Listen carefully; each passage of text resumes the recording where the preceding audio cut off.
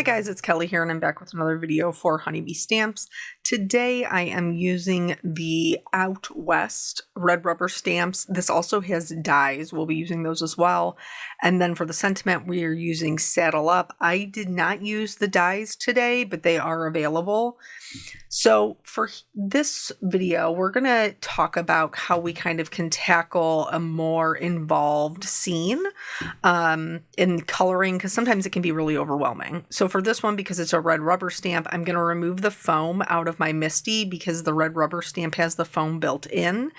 And then I'm going to stamp down in the intense black ink from Honeybee because I'm going to be coloring with my alcohol markers. So this you could use by itself, just stamp it down and you would have a pretty full card, like a full focal point. But I also wanted to incorporate the other two pieces that have the coordinating die into the scene to show you kind of how you can switch it up and change the way that it looks. I think for me, that's super important when I'm buying a set. I want to know that there's more than one way that I can use it. So here I'm stamping them down the same thing in that intense black ink. And then from here, we're going to pretty much get right into the coloring. All of this is colored with alcohol markers. You could use whatever color medium works for you. The approach does not change. So here I've pulled out some of the lighter colors. This isn't necessarily the colors that all of the things are going to end up being, but I did try to do my best to eyeball it. And what I'm doing is I'm going in and I'm doing what I call mapping. So I'm finding the areas that I know what color they're going to be, and I'm filling them in with that super light color. This is going to help me to break it up and create some separation so that it is more manageable to color in kind of like chunks or categories instead of looking at the whole thing and feeling like really super overwhelmed. So for the kind of rock outcropping in the background, I know that's going to be brown, as well as the almost kind of like aisleway that's created with the different like cacti and grasses and things like that. Then from there, I know that I'm going to use a couple of different greens because I like a lot of color variation. I think it makes the scene more interesting, especially when we're not doing really anything but coloring. So I am looking for like things. So like cacti that are drawn similarly, and I'm filling them in with this G00. And then from there, I'm going to switch to more of a yellow green. And again, I'm looking for kind of like shaped cacti. The more round ones is what I am looking for, and that I am filling in with that YG03. I probably could have gone a little bit lighter with this. I probably could have mapped it with a YG01, but I did what I did. I have no regrets about the way that it came out looking. And then I know that there are some kind of flowers that are included on, the cacti. So I'm picking out a couple to do pink and a couple to do like a purplish color. I think those are going to play really nicely with the warmer tones we have on the ground. And then I am going to have to find yet another green. This time I chose a blue green because I have a lot of these grasses in between. And there's, as you were looking at this and the way that it's drawn, there's a lot of items that are closest to that kind of rock formation that aren't necessarily going to have a ton of detail, but coloring them the same as things that are closer with the detail, your brain is going to kind of help fill those things in. So I'm just making sure that I have everything filled in, and then I will be able to go in with my actual colors that I chose, and see it as, something that's much more manageable because it's kind of been broken down. So for my ground and my rock, I chose the E30s family, which in Copics is a red brown. After looking, I live in Ohio. I do not live in a desert.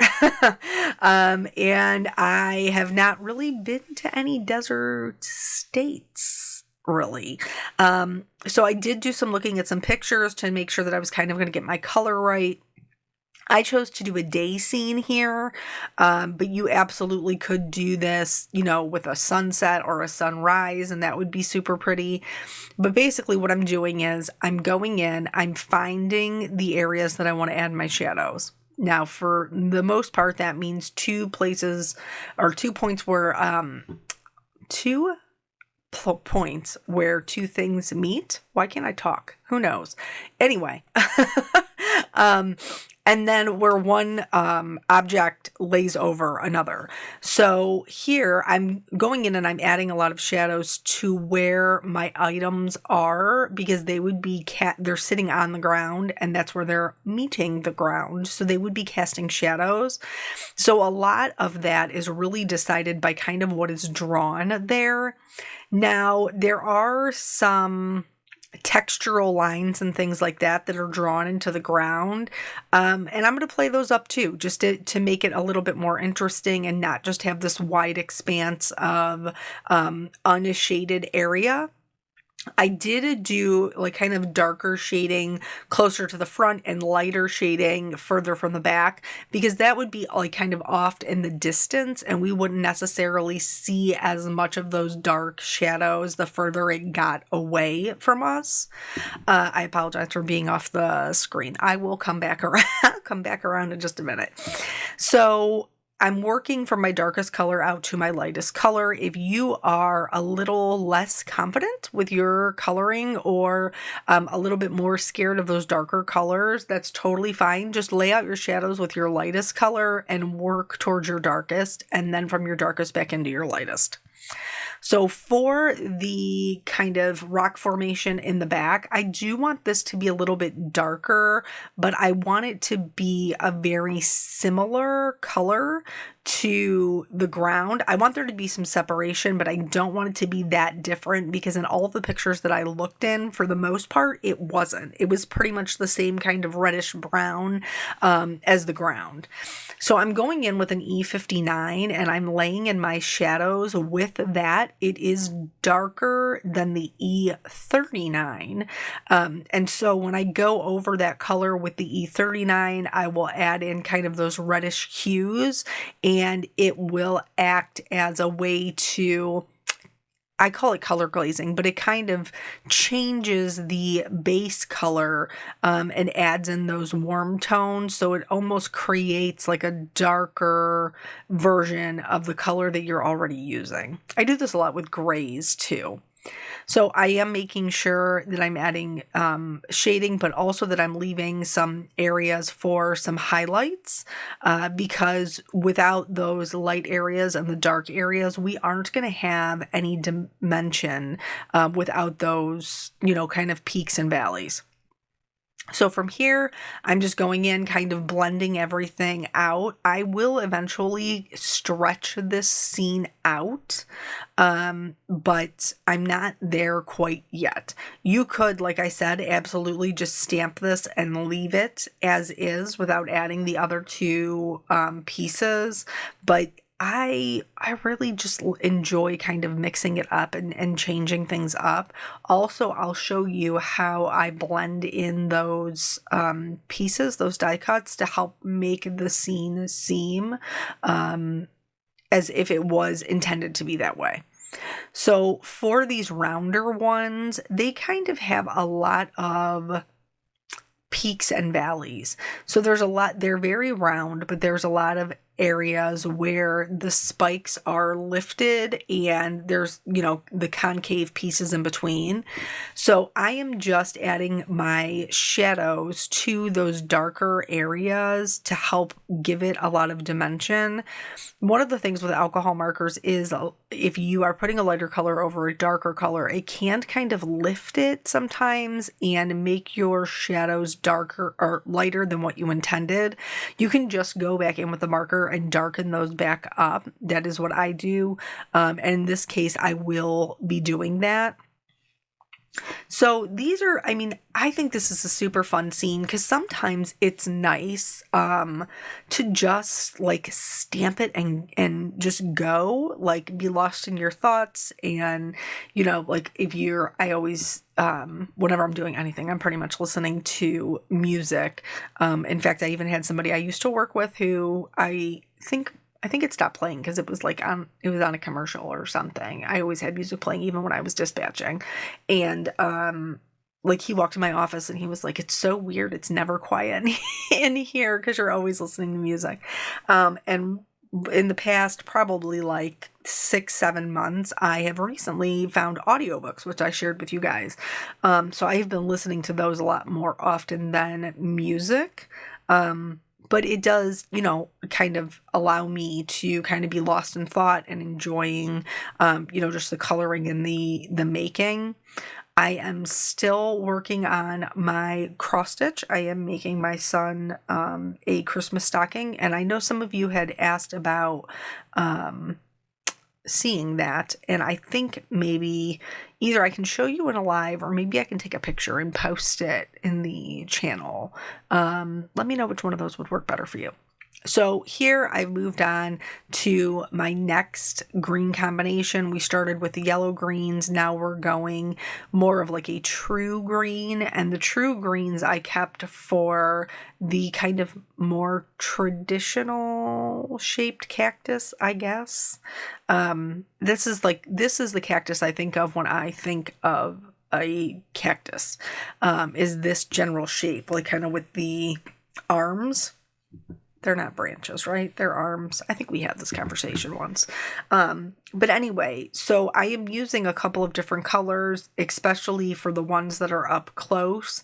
The ones that are a little bit further back, I may still use 3 colors, but I'm not using as much of each color, or I may just go down to the 2, the dark and the mid-tone, because they're kind of just back there.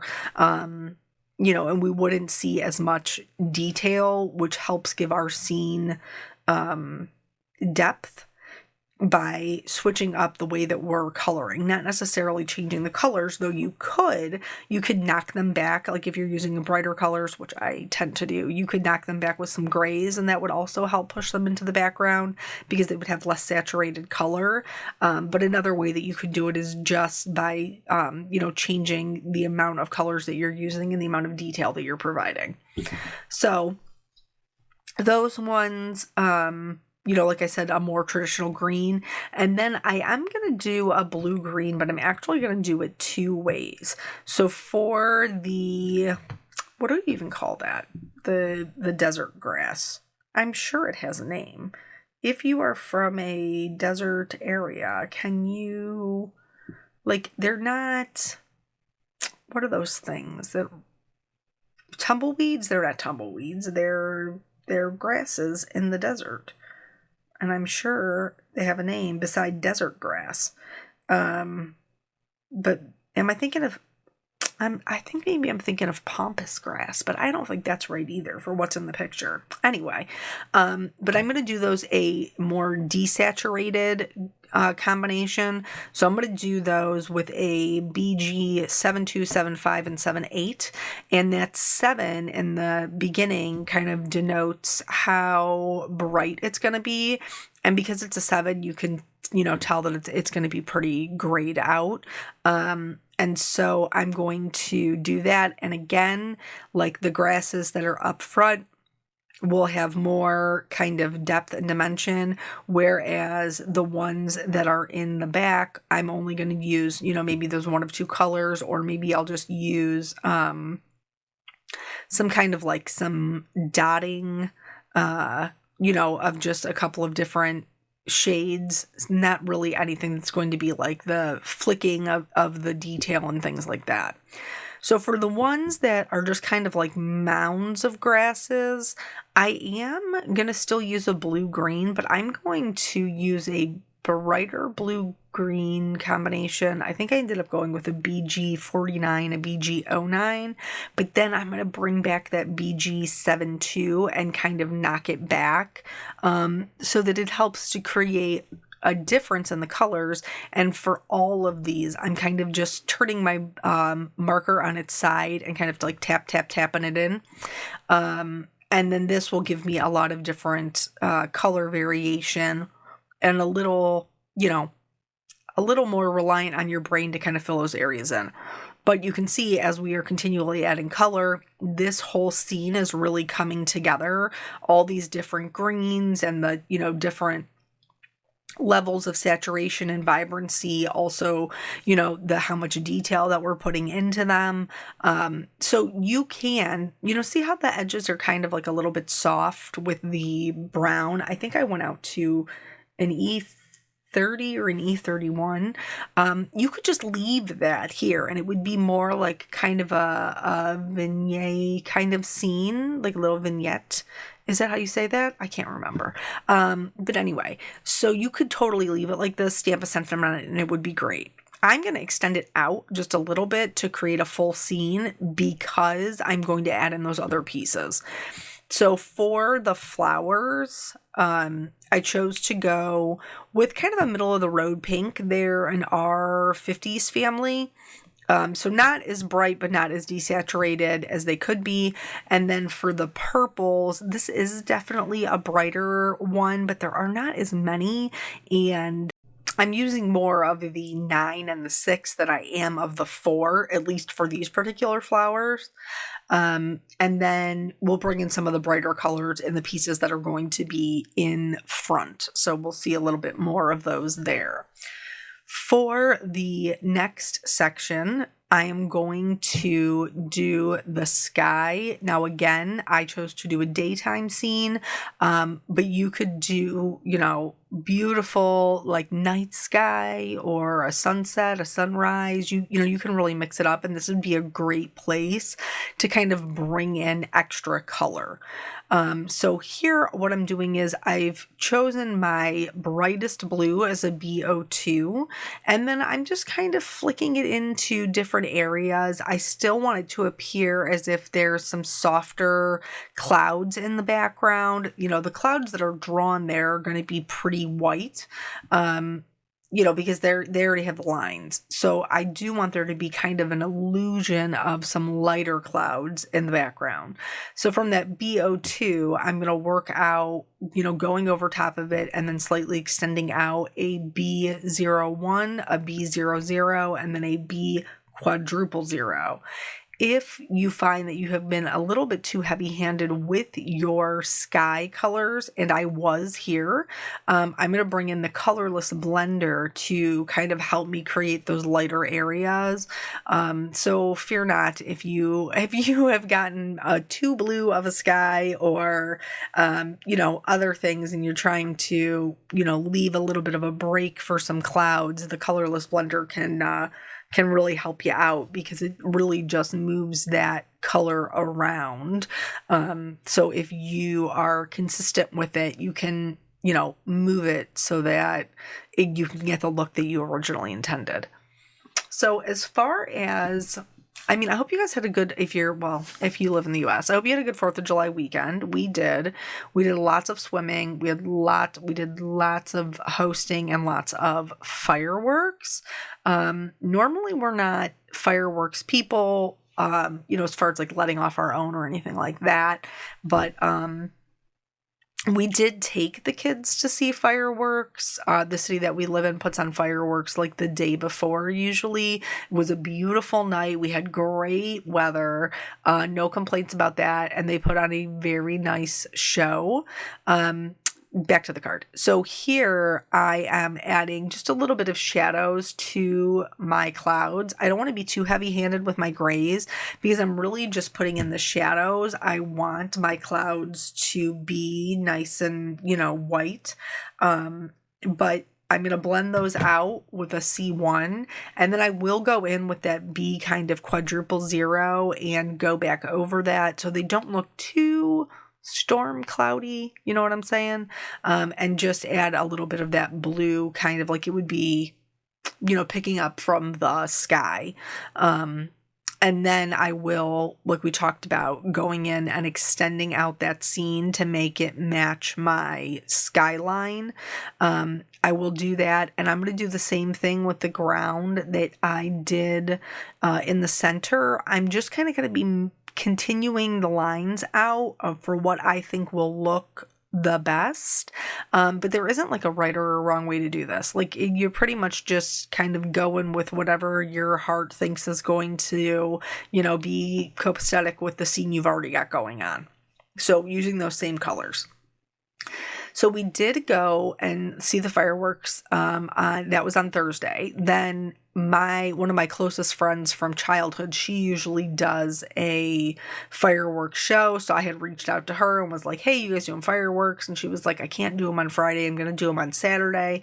And I was like, okay, that's cool. Like we had Peanut on the 4th of July. We did not have him over the weekend because he was with his dad. And I was like, that's cool. Like he's not going to be there, but we'll bring, Jelly Bean down. And so she was like, I'm so sad he's not going to be there. So on Friday afternoonish, she brought over a box of fireworks for him to be able to light those off. So now that big part of the scene is done, and we're going to move on to these other areas. Now these ones we want to make sure we're putting plenty of detail in because they are going to be right up front.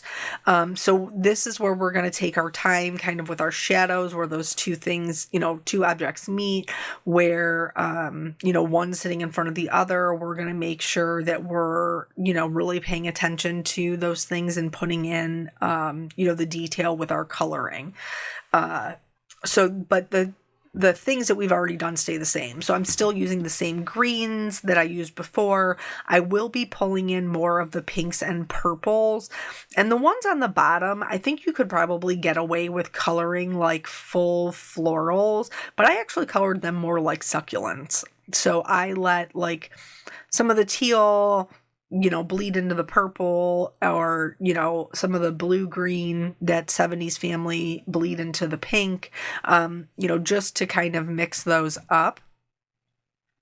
Because normally when you see like a flowering cactus, it typically does have that, kind of green that kind of grows up into where the florals are. So anyway, she brought him a whole box of stuff. She brought sparklers. She's like, for the little ones. And then she, brought a whole bunch of other things. And she was like, that way he can, light them off or whatever. So we hosted 4th of July here. We did some, cooking out, swimming, all that stuff.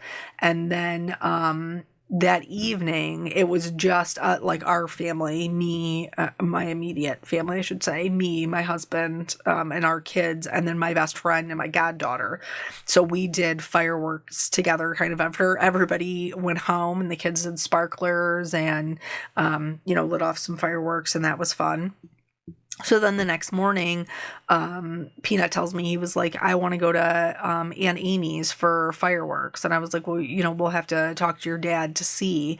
So, and then my best friend was also coming back out. So then I went over to see my dad because he lives next door to Aunt Amy. That's how long Aunt Amy and I have been friends. And so I went over and saw my dad. My oldest sister was there as well. And then my ex-husband brought Peanut over. We were there with our Eric and I were there with Caitlin, so we were all hanging out in the driveway, sitting in the pickup while they were lighting off fireworks. They did an excellent job. But all of this to say, and then yesterday my in-laws came over and we're swimming, and Caitlin called it a picnic, but we really just ate outside on the deck. So it was quite a busy weekend. But I was really surprised. She did really, really well because, as you guys know, you don't do fireworks until like dusk or after, which was definitely past her bedtime. So surprisingly, she did pretty well with it, even with all of the swimming in between and the heat and everything else. And then this morning, my husband is the one who took her to daycare. And I was like, I hope it wasn't too bad. And he was like, surprisingly for, that early in the AM, she did really well, especially with the weekend she had. So I was quite shocked. I wonder if we will be dropping our afternoon nap soon. They all kind of drop them at different times, so I will be interested to see. I hope not. I love the afternoon nap, mostly because it also means that if I need one, I can take an afternoon nap because mama is tired. So here you can see, like I said, we, colored most of them the same way. I think some of those areas you could probably color as rocks, and I colored them green. I think it works okay either way, but if you wanted to have more, of the brown in there, I think you could color those like rocks and it would be fine.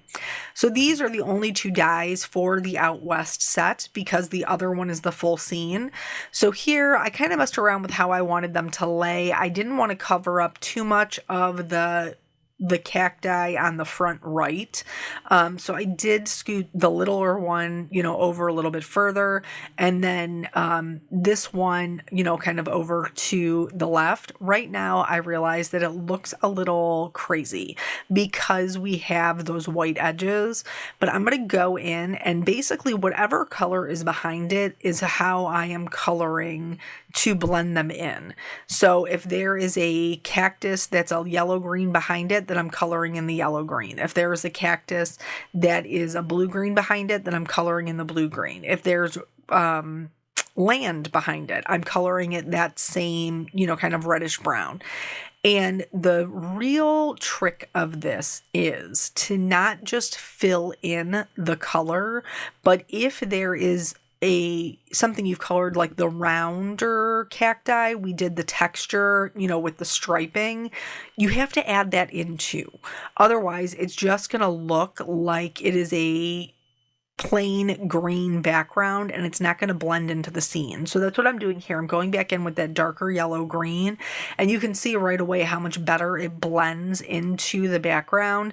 Now, obviously, it's not going to be perfection, but we do the best that we can. Once I'm happy with how the die cuts are blending into the background, I'm going to trim off that excess. I'm pretty happy with the way that my scene is looking.